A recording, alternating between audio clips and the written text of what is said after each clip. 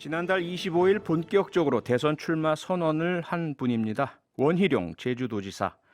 최근 지사직을 공식 사퇴하고 바쁜 행보를 이어가고 있죠. 당내 경선준비위원회를 총괄하는 이준석 국민의힘 당대표를 향해서는 중립을 지켜라 이런 비판을 하기도 했는데요. 국민의힘 대권주자 원희룡 후보를 만나보겠습니다. 원희룡 후보님 안녕하세요. 네, 안녕하세요. 네. 제주도지사직을 내려놓으셨습니다. 근데 사실 저희가 일반 회사원이나 공무원은 사직서를 제출하면 수리가 될 때까지 절차와 시간이 걸리지 않습니까? 그러면 네, 지사님은 사퇴를 하시면 바로 사직 처리가 되나요? 아니면 어떤 절차가 있습니까? 8월 1일 날 사표를 제출을 했는데요. 네. 처리 기간이 10일이 걸립니다. 아, 그래서 네. 11일 날이 마지막, 내일이 마지막 그 근무일입니다. 그럼 아직까지는 제주도 지사시군요. 예, 네. 법적으로는 그렇습니다. 그러면 그 이후는 일단 권한대행 체제로 가게 되는 거죠? 네, 현재 행정부지사님이 네. 권한대행을 맡도록 그렇게 제도가 되어 있습니다. 네. 자, 그러면 원래 제주도가 고향이시고 제주도에서 가장 뭐랄까요? 기대를 많이 받으셨던 정치인이시고 하신데 제주도 지사직을 그만두는 소회가 좀 있으실 것 같아요. 어떠세요? 후련하십니까? 아니면 아쉬우십니까? 너무 우선 죄송하죠. 네. 지난 7년간 저의 모든 열정을 쏟아서 정말 아름다운 핫플레이스 제주를 만들기 위해서 노력을 많이 했는데 네. 보람도 있고요. 음, 그동안 감사했던 우리 도민들, 네. 또 미안했던 일들 굉장히 많습니다. 그래서 마음은 어떻게 보면 참 무겁습니다만 네. 그래도 나라를 받들자는 마음으로 나서는 거기 때문에 네. 마음을 다잡고 이제 새로운 길을 걸어가겠습니다. 예. 그런 원희룡 지사님에 대해서 언론에서 자주 쓰는 표현이 저평가 우량주 들어보셨죠? 잘 알고 계시죠? 네. 글쎄요. 저희가 이제 남원정 보수 혁신의 젊은 아이콘이라는 이야기를 들은 지가 꽤 오래된 것 같습니다. 근데 여전히 저평가 우량주라고 부르고 있는 상황 어떠세요? 섭섭하지 않으십니까? 아직도 저평가라면 그건 제가 문제죠. 아, 그런 점에서 뭐 여러 가지 뭐 제주도에 가 있던 상황이라든지 네. 아니면 제가 20년 동안 보수 정당의 개혁 정치를 해왔는데 네. 결국은 지난 이명박 박근혜 두 정권을 거치면서 결국 탄핵이라는 상황까지 올 때 예. 저희들의 그 개혁의 결과가 그것을 막아내질 못했잖아요. 네. 그러니까 그런 점에 대한 국민들의 질책과 그 염려가 있는 거라고 생각을 해서 네. 반성을 하고 분발을 하겠고요.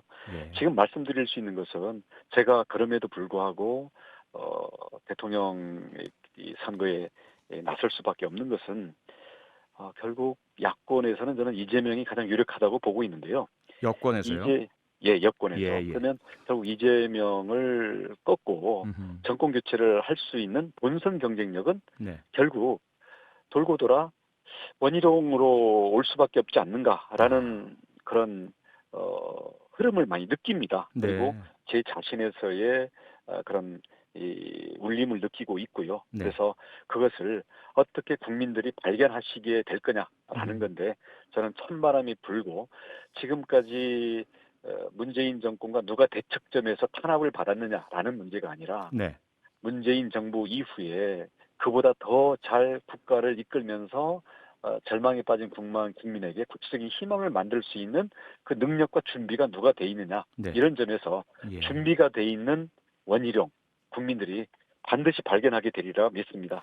저평가라는 딱지를 네. 찬바람이 불면서 띄어낼 수 있도록 최선을 다하겠습니다. 네. 준비된 후보, 저평가 딱지를 떼어낼 준비가 되어 있으신 그 후보의 모습을 어떻게 보여주실지가 상당히 기대가 되는데요. 일단 최근의 여론조사 동향을 보면 상승세에 있으신 것 같습니다. 지금 보수 진영 4위까지 치고 올라왔다라는 보도들을 저희가 접하고 있는데요. 최근에 명동에서 방역을 비판하는 1인 시위 하셨지 않습니까? 그게 네. 어떤 준비된 후보로 보여주는 첫 발걸음이라고 봐도 될까요?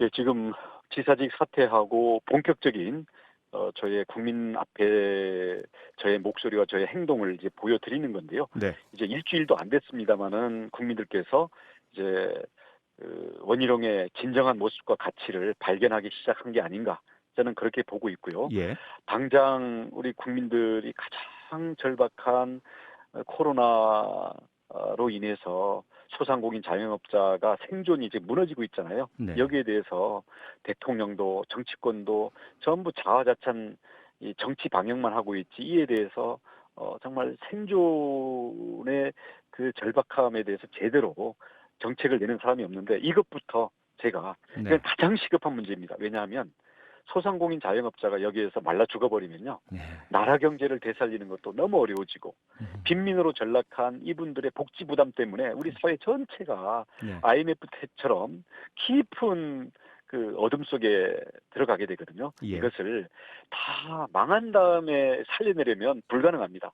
지금 생존의 고비에 있는 분들에게 충분한 지원도 해주고 보상도 해주고, 네. 앞으로 이게 지나치게 비대해진 자영업, 다 먹고 살기 위해서 생계형으로 떠밀려서 하는 이 자영업을 네. 앞으로 생산성을 혁신할 수 있는 방향으로 전환을 시켜줘야죠.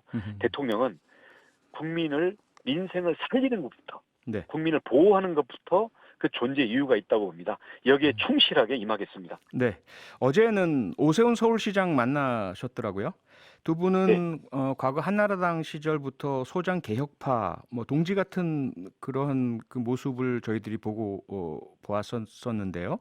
네. 어떻습니까? 오세훈 서울시장으로부터 어떤 지지나 연대, 그런 뭐 확답을 좀 받으셨나요?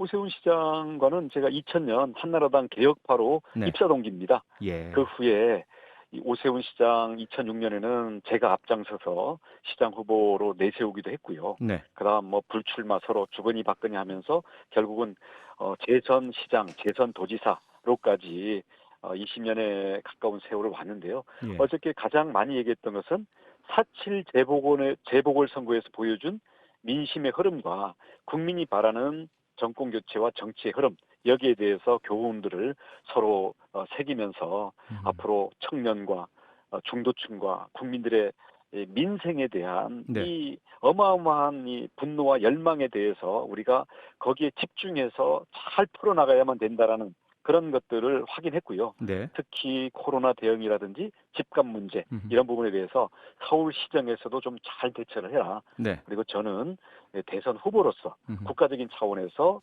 단순히 뭐 남을 비판하고 개혁을 요구하는 게 아니라 예. 개혁에 준비된 계획을 국민들한테 제시하고 그에 대한 능력을 검증받는 네. 그런 면에서 국가 운영의 중심으로 나라를 섬기고 국민을 받들 수 있고 문제를 해결할 수 있는 그런 준비된 수권 세력으로서의 모습을 보여나가자, 분발하자. 네. 그렇게 해서 어차피 현역 시장이기 때문에 예.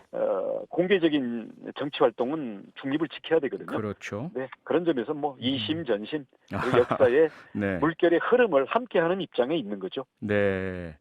그러셨군요. 앞서 이재명 경기도지사가 여권의 후보가 될 것이다 이런 예측을 해주셨습니다. 그러면서 네. 본선에서 이길 경쟁력을 말씀 주셨는데요. 그런데 그 지사님께서는 지사직을 사퇴하셨지만 이재명 경기도지사는 유지하고 있어요. 여기에 대해서 보험을 든다 이러한 표현을 쓰면서 비판도 하셨죠. 어떻게 생각하십니까? 이재명 지사는 제가 같은 지사로서 또 많이 겪어봤는데요. 네.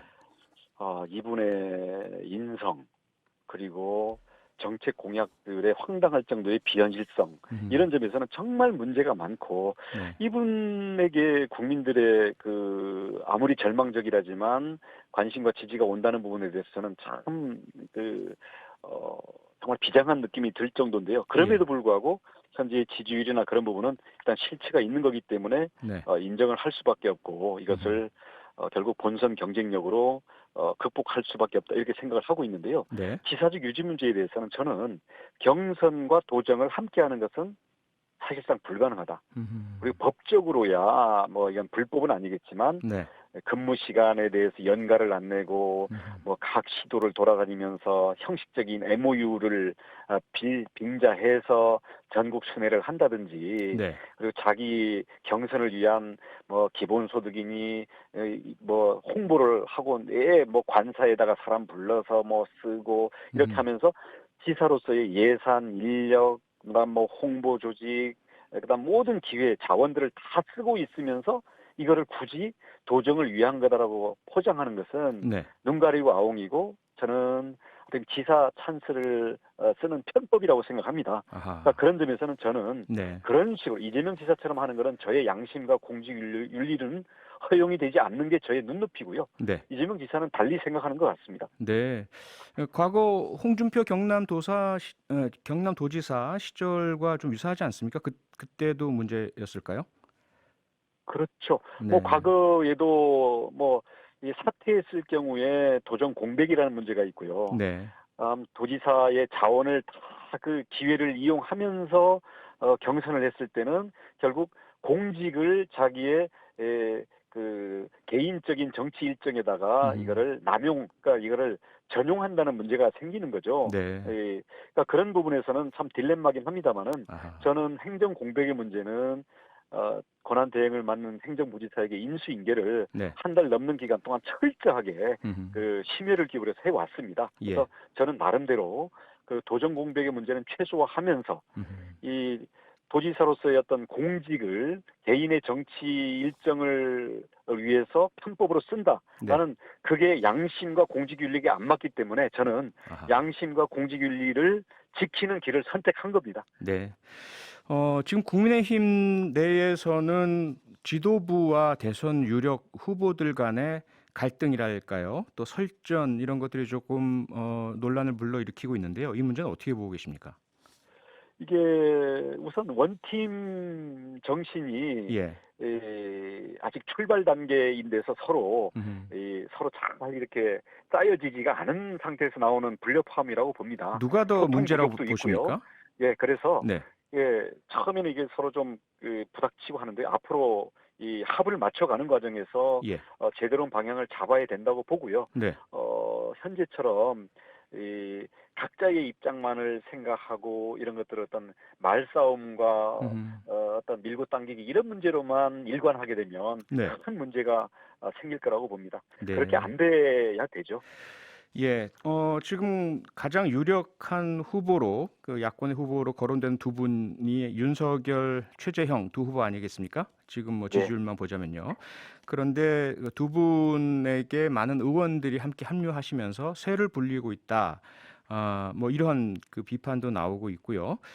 어떻게 보십니까? 이런 줄 세우기, 뭐 계파 정치 이런 이야기도 나오고 있는데 어떻게 생각하십니까? 근데 이분들이 입당한 다음에 네. 정책과 국민들이 제기하는 기본적인 상식적인 질문에 대해서 아무런 그 준비가 안 돼 있을 뿐만 아니라 기본 자질과 상식까지 지금 물음표를 낳고 있는 상황이잖아요. 네. 그래서 이 부분에 대해서는 정책은 안 만들고 개파를 만든다는 것 때문에 이건 앞뒤가 바뀌었다. 네. 그리고 이 입당을 하는 이유는 이 중도층으로의 지지의 어떤 테두리도 넓히는 이런 목적이 있는 건데, 예. 중도층 확장은 안 하고 전부 그 보수 텃밭의 그 고정 지지층에다가 모든 그 초점을 맞추고, 네. 심지어는 과거의 탄핵이라든지 이런 부분에 대해서도 자신의 책임을 회피하는 이런 그 입장으로 발언을 하는 걸 보면서 이게 과거를 극복하고 미래로 또 더 넓은 중도층의 국민까지 우리의 지지를 넓히는 이런 쪽에는 네. 준비 또는 능력이 안 돼 있고, 아하. 오히려 네. 이 당 내에 얼마 남지도 않은 이 고정 지지층이라는 이 유산을 그냥 먼저 차지하기 위한데 더 관심이 가 있고, 그런 용도로 지금 세 불리기를 쓰는 것 같아서 이런 네. 점에 대해서는 아하. 그거는 아닌 건 아니다라고 지적하는 차원인 겁니다. 네. 오늘 말씀은 여기까지 듣겠습니다. 오늘 말씀 고맙습니다. 고맙습니다. 네, 원희룡 전 제주도 지사였습니다. 평일 저녁 6시 5분에 여러분을 찾아갑니다. MBC 라디오 표창원의 뉴스 하이킥.